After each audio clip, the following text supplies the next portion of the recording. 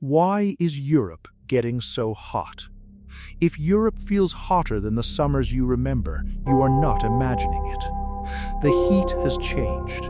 A few decades ago, a hot summer day still felt like part of the season. People opened windows, walked through city streets, sat outside cafes, and waited for the evening to cool things down. But now, in many parts of Europe, the heat feels different.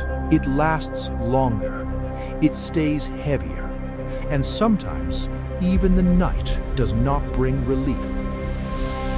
So why is Europe getting so hot nowadays? The first reason is climate change. Greenhouse gases from burning fossil fuels trap extra heat in the atmosphere. That does not mean every single day becomes hot.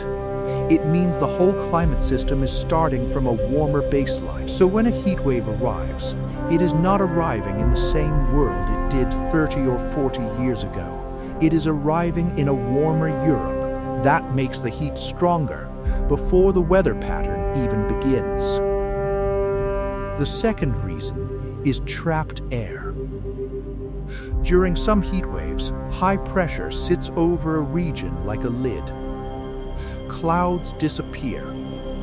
Winds become weak. The sun keeps heating the land, but the hot air does not move away easily. Day after day, the temperature builds. This is why a heat wave can feel so exhausting. It is not only one hot afternoon, it is the way heat stays in the body, in the streets, in the walls, and in the air around you. Then there is the ground. When soil is moist, some of the sun's energy is used to evaporate water. That helps cool the surface, but when the land is dry, there is less moisture to evaporate. More of the sun's energy turns directly into heat.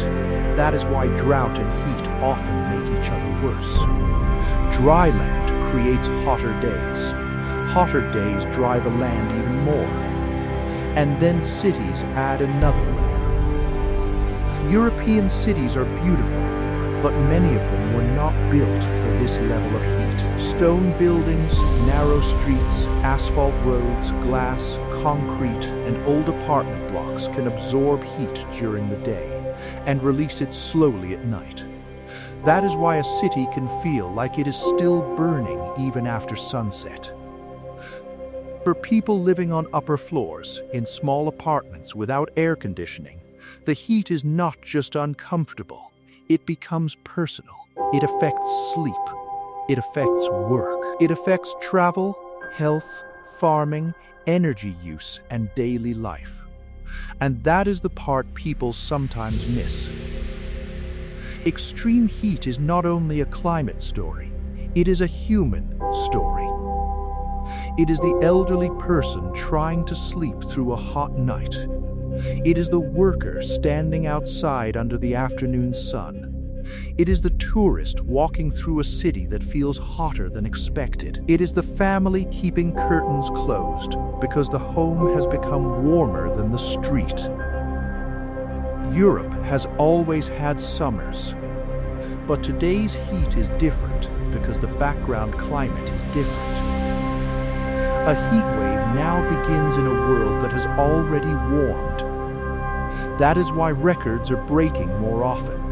That is why nights feel hotter. That is why summers are becoming harder to ignore. The important thing is this: climate change does not replace weather. It changes the conditions around the weather. It loads the dice. So when a heat wave happens, it has more heat to work with. And that is why Europe is feeling the change so clearly. This is not about one hot day. It is about a pattern. A warmer atmosphere. Drier land. Cities holding heat and weather systems that can trap hot air for days. The heat is telling us something, not in the future, not far away, but now, in the streets, homes, farms, trains, schools, and cities of Europe. The question is no longer whether the climate is changing. The question is how quickly we understand it. and how seriously we prepare for it. Because this is not just another hot summer, it is a warning from a warming world. Subscribe to my channel for more science stories.